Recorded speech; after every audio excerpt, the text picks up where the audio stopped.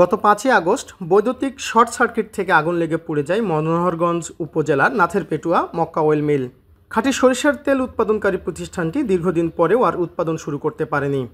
Short circuit থেকে লাগা আগুন পুরো ফ্যাক্টরিতে ছড়িয়ে পড়লে আশেপাশের লোকজন দ্রুত ছুটে এসে আগুন নেভানোর চেষ্টা করে, কিন্তু তার আগেই ফ্যাক্টরির মিলঘর, মেশিনারিজ, রিজার্ভ তেল, মজুদ সরিষাসহ অন্যান্য মালামাল পুড়ে যায়। প্রত্যক্ষদর্শীরা জানান, আগুন দ্রুত ছড়িয়ে পড়ার কারণে মালামাল উদ্ধার করা সম্ভব হয়নি। আর সেদিন সারা দেশে প্রশাসনিক অবস্থা অস্থিতিশীল থাকায় সঠিক সময়ে ফায়ার সার্ভিস ঘটনাস্থলে আসতে পারেনি। মেশিনে কাজ করার পরে যে একটা শব্দ হয়েছিল, শব্দের ইয়েতে আমি ভয় পাই গেছি। ভয় পাওয়ার পর আমি বাইরে আসছি। বাইরে আসার পরে দেখলাম যে আগুন দাও দাও করে লাগতেছে এবং কারেন্টের শর্ট সার্কিট লাগতেছে। তখন আমরা মানুষকে ডাক দিলাম। ডাক দেওয়ার পরে সবাই আসছে। পরে আমরা আসলাম, আসার পর আমরা সব পানি টানি কিছু মারলাম। আগুন তো তখন বাইরে গেছে, এই কারণে নিবানো সম্ভব হয় নাই। অনেক ক্ষয়ক্ষতি হয়েছে। এখানে ওই শস্য ছিল, শস্য সবগুলো ফাইজও লেগেছে।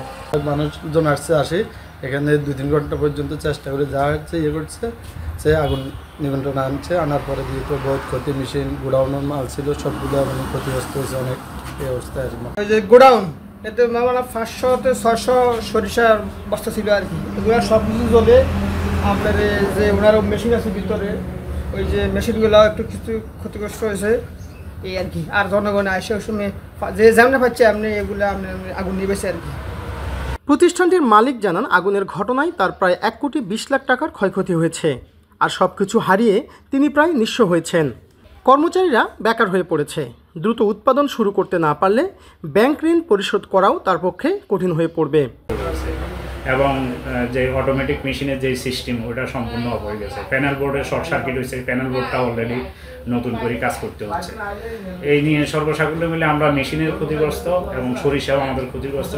সব কিছু মিলে আমরা আনুমানিক 1,20 লাখ টাকার একটা হিসাব করছি। হয়তো 2-10 লাখ ছেলে হতেই পারে হিসাবের সঙ্গে, তবে আমরা 1,20 লাখ হিসাবে মোটামুটি কম দিচ্ছি। দ্রুতই বিমা কোম্পানি আর্থিক সহায়তা না করলে নতুন করে উৎপাদন শুরু করাও সম্ভব নাও হতে পারে এই অঞ্চলের সুনামধন্য এই প্রতিষ্ঠানটির।